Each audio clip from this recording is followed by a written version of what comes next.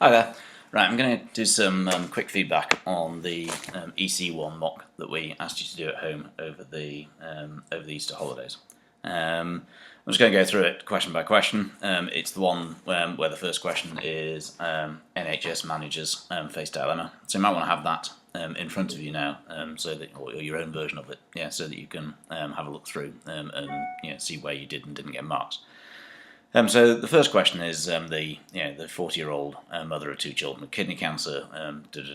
So the question is 4 marks for how does the passage above illustrate the concept of opportunity cost. When you see those sorts of questions, 4 marks, there's normally 2 for showing a good understanding of the concept, and then another 2 for applying it to the data.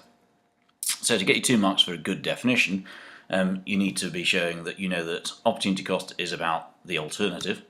And that technically it's the best one. So you need something along the lines of opportunity cost shows the value of the best alternative forgone, and then you need to use the example here. So you've got to say something like, if we treat the 40-year-old mother, then we only have £30,000. Therefore, we will be unable to reduce waiting times. Assuming that's the best alternative. The best alternative of the other ones forgone. And that's very simple there. So it should be 4 easy marks to start with. Why is the government, so B is why is the government-funded National Health Service considered to be a merit good? So again, 2 marks for showing a good understanding of a merit good.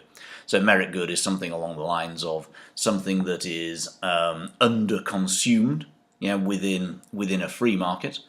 Often the reason for that is that external benefits are ignored, or sometimes people fail to understand the true benefits of it. Something along those lines, that within a free market, too little will be demanded. What you've then got to do is to say, so therefore, so why will that be true? You could talk about the idea of external benefits to perhaps society as a whole in terms of having a healthy workforce. So you could talk about external benefits in terms of the reduction of contagious diseases. Again, something along those lines. But the point is that you've got to make the point that if it was left to the free market, too little would be consumed. Perhaps you could bring in something on inequality here. The idea that if we provide it through the free market, too few people will be able to consume it. And then you need to relate it back to the question with the idea that therefore the government funds it, the government provides it free at the point of use. You could adopt the alternative approach and say what would be the consequences if the government didn't provide it free at the point of use. But the key is, why is this a merit good? And why is it government funded? So 2 marks for a good understanding of what a merit good is in general, and 2 marks for applying it to this context here. The next questions are reasonably straightforward. It's these ones on consumer and producer surplus, or rather, in fact, in this case, just on producer surplus. So obviously, B is producer surplus. Y is area, B consumer surplus. People tend to get Y is B producer surplus. B is producer surplus. So Y is B producer surplus. People seem to get very confused about what producer surplus is, and seem to think that it's some sort of quantity. It isn't. Producer surplus is not profit, but it's a concept that's related to that. It's the idea that in this case, firms are selling products at price P, but the marginal cost of producing it, the minimum price they would be willing to accept, which is shown by the supply curve. I can never do this. Is there. So therefore, the price that they receive is above the minimum price that they would accept. And that gap, therefore, is producer surplus. Producers are making a surplus on selling each unit of the product. Okay, so another market failure question over the page. This is the one on reducing or eliminating VAT on repairs to fridges. Using the data, explain what's meant by external costs. So again, it's going to be 2 marks for a good understanding of external costs, 1 for applying it to the data.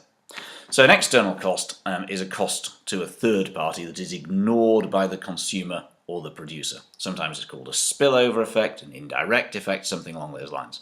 The point is that it is a cost that somebody has to pay, but the person who pays it isn't the first or second party. It's not the consumer, it's not the producer, it's a third party.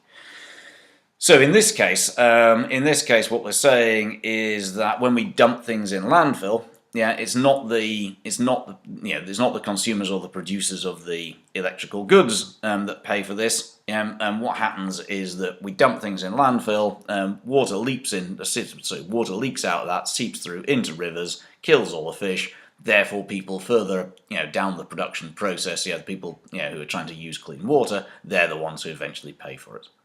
So 2 for showing a good understanding of external costs, 1 for applying it to this case. Then, with the aid of a diagram, adapt the diagram to show the effect of external costs. Again, the point people always get adapt the diagram to show the effect of removing VAT. People always screw this up. I don't quite understand why. The point is that supply shows the cost to the firm of producing it. Shows the minimum price that they would require. So in the case of VAT, what's going to happen is it's going to reduce the cost to the firm. Ultimately, it's the firm that pays the VAT to the government, not the consumer. When you buy something, you don't personally send money to the government. You don't get a little envelope and stick a £10 note in. It's the firm that pays the government. You pay the firm pays the government. But effectively, therefore, the government goes to the firm to get the tax. Therefore, that tax is on the business. And because it's a percentage, 20% of a high price is more than 20% of a low price. Therefore, the impact on the price of a car is going to be far greater than the impact of a reduction in a percentage, say from VAT from 20 to 15% or whatever, on a car. That's 5% of the price of a car. That's thousands of pounds. The impact on a bowl of cornflakes, that's going to be far less.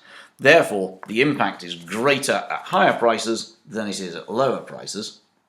So we end up with something along these lines.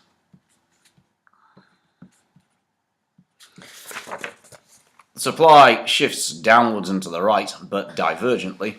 And there's downward pressure on price from P1 to P2. And as a result, demand rises from Q1 to Q2, a movement along the demand function caused by the reduction in price. So, a couple of marks, on this paper, a very generous couple of marks for getting the diagram right, and then a couple of marks for explaining what happens.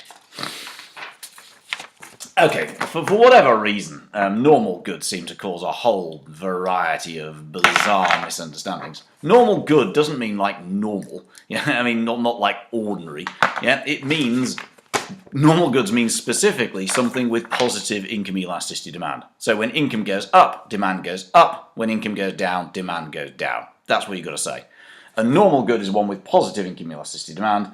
In this case, a recession means incomes are falling, therefore people buy fewer new cars. Job done. 1 for showing an understanding of what a normal good is in terms of income elasticity, 1 for applying it to the case.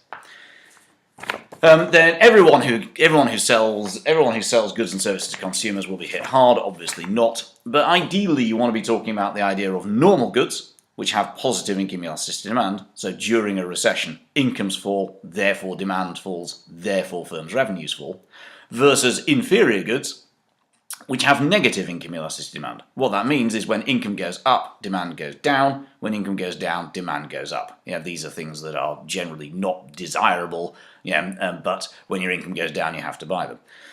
In this case, then, during a recession, firms like Aldi and Lidl and so on and so forth, they did very well during the recession because arguably the products that they sell are inferior. A reduction in GDP, reduction in consumer incomes means that more consumers go to these shops. Therefore, those firms do quite well. An alternative evaluation would be to just say there are some products that we buy every day, salt, that type of stuff, which they're not income sensitive at all. But the point is, 2 marks for agreeing, 2 marks for disagreeing.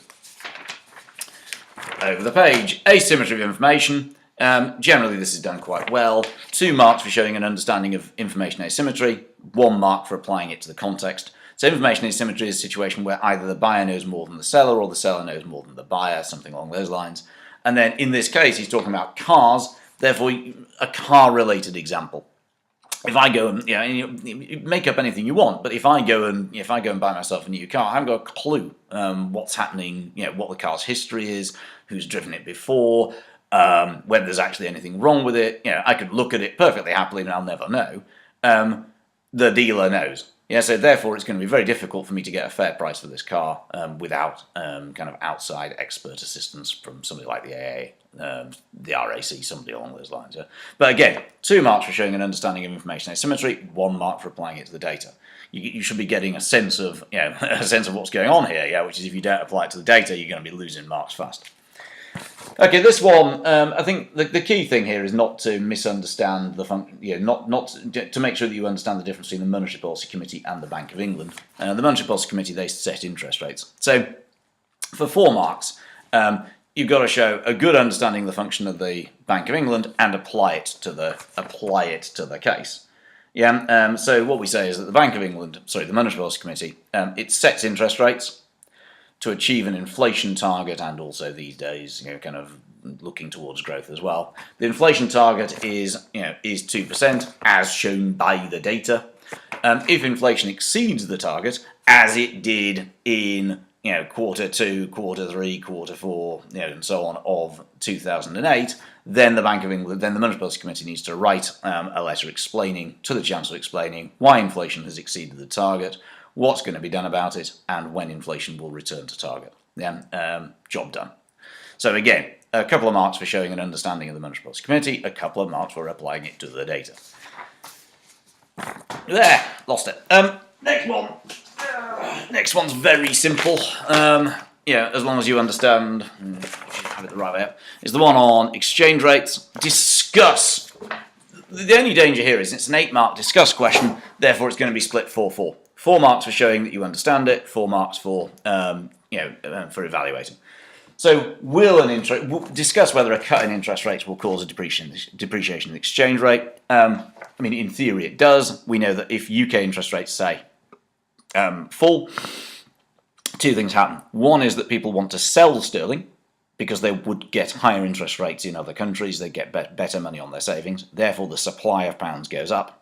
Secondly, fewer international investors want to bring money into the UK, therefore the demand for sterling goes down, supply goes up, demand goes down, exchange rate falls.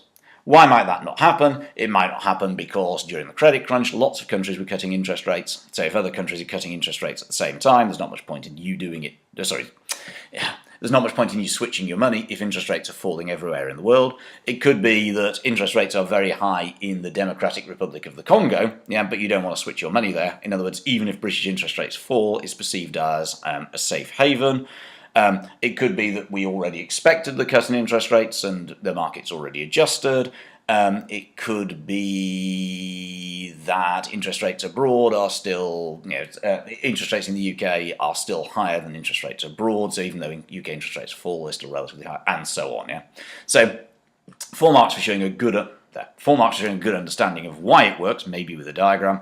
I would draw one myself, but it doesn't ask for one, but it's a quick way of getting marks. 4 marks for evaluating. And then finally, your last question is, explain what's meant by supply-side policies and can they raise employment. So supply-side policies are policies designed to improve the supply side of the economy, improve the efficiency and competitiveness of firms by improving the quantity, the quality, and the efficiency of use of factors of production. You need something along those lines. And it says using the above information, so in this case they're trying to increase the participation rate. So they're trying to increase the total pool of labour for firms to be able to use. Hence shifting aggregate supply to the right. Then, to what extent can they be relied on to raise employment? 4-4. So what you want to do is pick 2 or 3 policies that could raise employment. Cutting income tax, cutting benefits, relaxing immigration laws, encouraging firms to invest by cutting corporation tax, better skills and training and education. All of these are supply-side policies. And we're going to say, can they be guaranteed to raise employment? So in each case, pick 2 or 3 of them and say, yes, they can for this reason, but it might not work because in the case of education, it might take a long time. In the case of cutting unemployment benefits, well, people may go to look for work, but if there aren't any jobs, it ain't going to work. In the case of relaxing immigration laws, it depends on what types of immigrants come and whether they have the skills that we need and so on. But the most important thing with this paper is, 1, you show really good understanding of your concepts. So it's generally a good idea to define things when you see them, and secondly, you apply it clearly, into the case. You really think about how it applies in this case, because that's where most of your marks are going to be coming from, is from good application, because that's where good evaluation comes from too. Any questions, send me an email, job done.